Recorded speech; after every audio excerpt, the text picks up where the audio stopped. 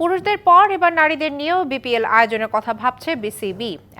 এজন্য নারী ক্রিকেটারদের উপযোগী করে গড়ে তুলতে বয়সভিত্তিক একাধিক টুর্নামেন্ট আয়োজন করবে বোর্ড। বাংলাদেশ আয়ারল্যান্ড দ্বিপাক্ষিক সিরিজের টাইটল ঘোষণা অনুষ্ঠানে বিসিবি পরিচালক নাজমুল আবেদিন ফাহিম এসব কথা জানিয়েছেন। দেশের ক্রিকেটে সুযোগ সুবিধায় এখনও ঢের পিছিয়ে নারীরা, যে কারণে গড়ে ওঠেনি পেশাদারিত্ব। তবে নারীরা থেমে নেই, সুযোগ পেলেই নিজেদের মেলে ধরছেন। তাই পৃষ্ঠপোষকরা এগিয়ে আসছে, আগ্রহ বাড়ছে ব্রডকাস্ট প্রতিষ্ঠানগুলোরও। বাংলাদেশ আয়ারল্যান্ড নারী ক্রিকেট সিরিজ আসন্ন, এজন্য এবার টাইটেল পাওয়ার্ড বাই সবকিছুতেই আগ্রহ দেখিয়েছে পৃষ্ঠপোষক প্রতিষ্ঠান। দেশের স্বনামধন্য শিল্প প্রতিষ্ঠান স্কয়ার আসন্ন সিরিজের প্রধান পৃষ্ঠপোষক। পৃষ্ঠপোষকদের আগ্রহ দেখে বিসিবির ভাবনার পালকে যুক্ত হচ্ছে নতুন অনেক কিছুই।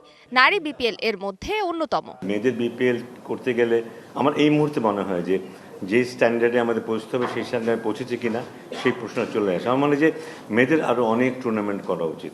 যত আর্লি আমরা পিক করতে পারবো, যত আর্লি ওদেরকে মাঠে নিয়ে আসতে পারবো, আমাদের পাইপলাইনটা তত স্ট্রং হবে কিন্তু, এবং উপরের দিকে আমরা ভালো খেলোয়াড় পাবো।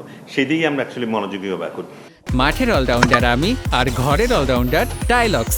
টাইলক্স টয়লেট ক্লিনার, ক্লিন মানেই টাইলক্স। তবে নারীদের ফ্র্যাঞ্চাইজি টুর্নামেন্টের আগে একাধিক বয়সভিত্তিক আয়োজন করতে হবে বলে জানালো বোর্ড কর্তারা। এই খেলার জায়গাটাতে আমাদের যথেষ্ট ঘাটতি আছে, আমরা যথেষ্ট খেলার সুযোগ তৈরি করে দেই না।